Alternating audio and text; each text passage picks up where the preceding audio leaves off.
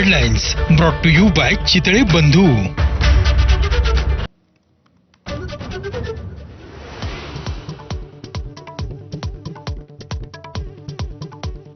ठाण्यात एटीएसची मोठी कारवाई. भारताविषयीची संवेदनशील माहिती पाकिस्तानला देणाऱ्या तरुणाला अटक. पाकिस्तानी गुप्तचर यंत्रणेच्या संपर्कात असलेल्या रवींद्र वर्माला 2 जूनपर्यंत कोठडी.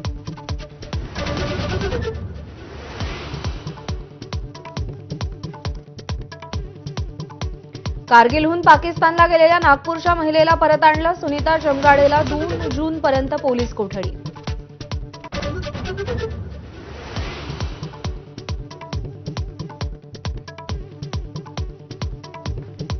पुण्यातील हगवणे बंधूंच्या अडचणीत वाढ. खोटी माहिती देऊन शस्त्रपरवाने मिळवल्याप्रकरणी शशांक आणि सुशील विरोधात गुन्हा दाखल.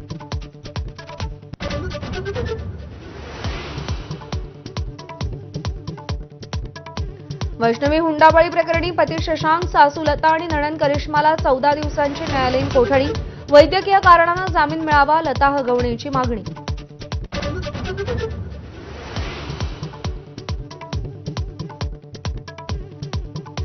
दोन 2024-25 मध्ये महाराष्ट्रात विक्रमी परकीय गुंतवणूक. गेल्या आर्थिक वर्षात राज्यात 1.65 लाख कोटींचा एफडीआय.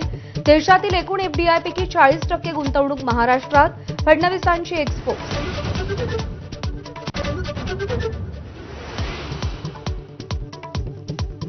बिहारनंतर पंतप्रधान मोदी आज उत्तर प्रदेशात मेट्रो, वीज, रस्ते, पाण्यासह 21,000 कोटींच्या विकास कामांचं उद्घाटन करणार. मोदींच्या स्वागतासाठी ऑपरेशन सिंदूरला सलाम करणारे पोस्टर्स.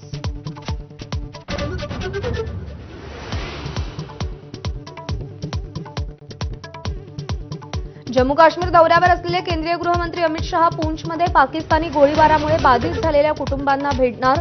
बीएसएफ जवानांचीही भेट घेणार.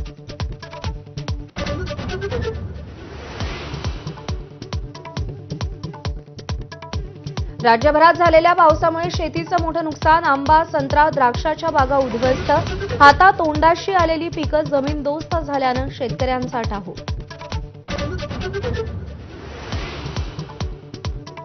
महाराष्ट्रासह देशात कोरोना रुग्णांच्या संख्येत झपाट्यानं वाढ. राज्यामध्ये 425 कोरोनाबाधित रुग्ण. सक्रिय रुग्णांपैकी सर्वाधिक मुंबई.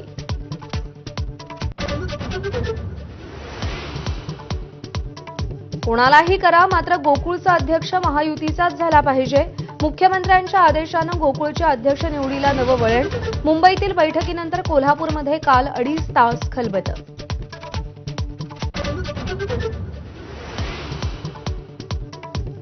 पुण्यामध्ये आज एनडीएचा दीक्षांत संचलन सोहळा. यंदा 17 मुलींची पहिली तुकडी पासआउट होणार. इतिहासात पहिल्यांदाच एनडीएतून मुलींची तुकडी सैन्यात.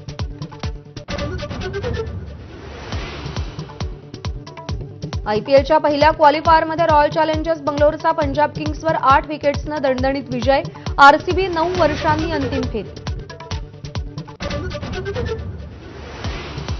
आयपीएलच्या एलिमिनेटर सामन्यात आज गुजरात टायटन्स आणि मुंबई इंडियन्स यांच्यात लढत.